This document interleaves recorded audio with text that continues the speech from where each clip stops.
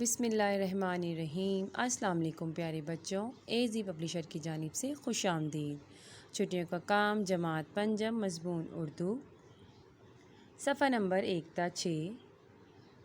درج ذیل الفاظ کو پڑھیں اور روزانہ 5 الفاظ کی املا کریں۔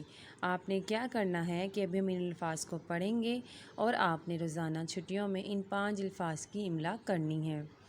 لاجوردی، صائباں، خوشنما، خلعت، گلستاں، رسیلے، شیریں، تسبیح خواں، کاریگری، جاں باز، رحمت، کرشمہ، روشن، مسردہ، طور، بھلائی، آفت، ماہ عرب، رحمت للعالمین، شفقت، مہربان، بے قراری، بلبلانہ، خواستگار، رضائی بھائی۔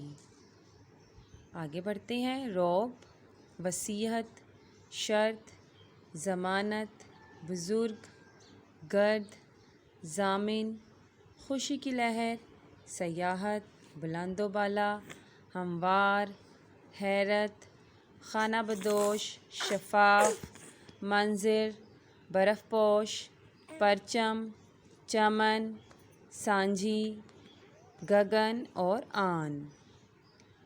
پیارے بچوں، جو آپ کو ابھی الفاظ ہم نے پڑھ کے سنائے ہیں، آپ نے ان کی املا کے ساتھ ساتھ ان الفاظ کے جملے بھی بنانے ہیں، تو آپ نے روزانہ یہ کام بھی کرنا ہے۔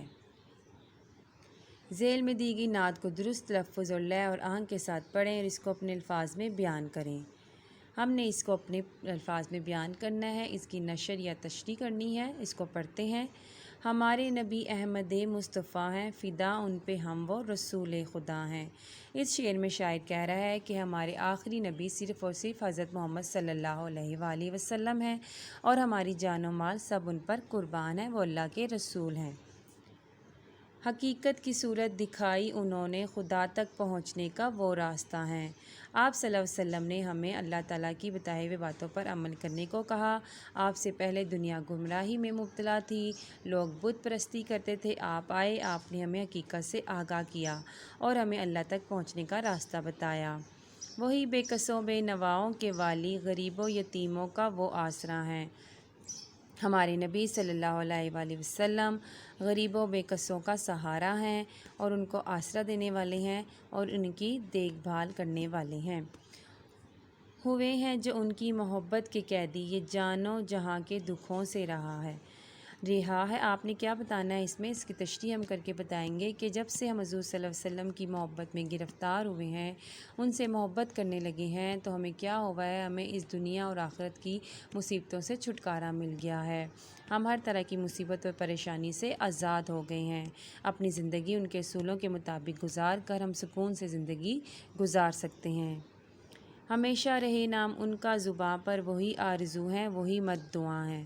ہماری اللہ تعالیٰ سے دعا ہے کہ جب تک ہماری سانسیں چل رہی ہیں، جب تک ہم زندہ ہیں، ہم حضور پاک صلی اللہ علیہ وسلم کا نام اپنی زبان پر جاری و ساری رکھیں اور ہماری یہ آرزو کبھی ختم نہ ہو۔ ویڈیو دیکھنے کا شکریہ۔